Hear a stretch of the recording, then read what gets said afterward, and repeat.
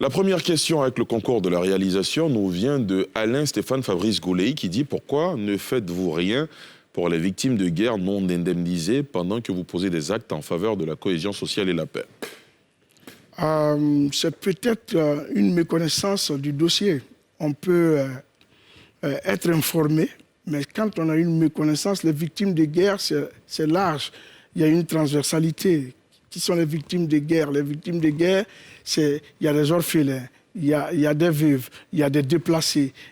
Parce que les victimes, ce n'est pas seulement celles qui sont décédées, mais c'est tous ceux qui ont subi des affres de cette crise. Et quand on ne les maîtrise pas, c'est un peu difficile de s'engager. Moi, je ne m'engage pas sur des sujets que je ne connais pas. C'est vrai qu'avec le PNCS à l'époque, le Programme national de la cohésion sociale, on avait mis un partenariat qui tendait à aller vers là. Mais bon, après ce partenariat, après, le ministre a été, la directrice a été nommée au gouvernement, donc les choses n'ont pas suivi après. Mais mieux vaut tard que jamais, je ne sais pas. On se penchera sur ce sujet-là dès qu'on aura tous les ingrédients. Très bien. Prochaine question. Cette fois-ci, elle nous vient d'Ibrahim Fofana qui dit « Qu'est-ce qui s'est réellement passé entre vous et feu Didier Arafat ?» Au fait, il n'y avait rien. C'était beaucoup de spéculations. C'était beaucoup de spéculations. Il y a des choses...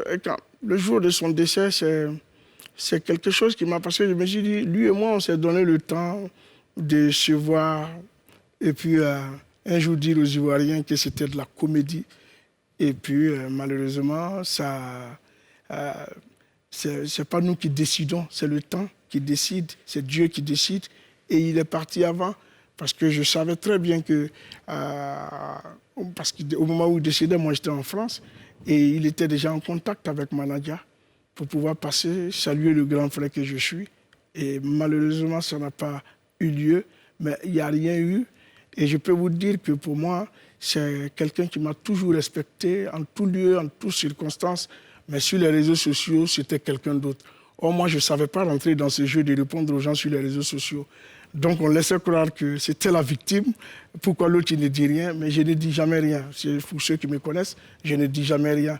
Je garde tout. Et puis, voilà, le jour où ça s'arrange, ça va s'arranger. J'ai eu quand même à faire une vidéo où je me suis adressé à lui en tant que grand frère, où je lui ai parlé. D'ailleurs, c'est la seule vidéo. Et je suis heureux de l'avoir fait avant sa mort. Parce qu'au moins, il m'aurait entendu.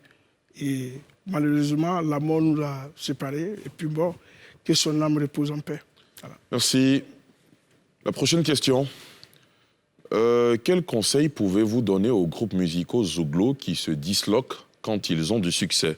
Une question d'Aka Hugues. C'est vrai que votre groupe jouit d'une image d'un groupe très solide et tout. Donc, quel conseil pourrait donner aux autres groupes qui se disloquent? Je crois que c'est des conseils. Ce n'est pas des conseils, je crois que c'est des valeurs. Moi, j'ai la chance d'appartenir à un groupe dont j'ai grandi avec les membres. Ça, c'est un avantage. Donc, notre passé, notre histoire est devenue un socle pour notre union.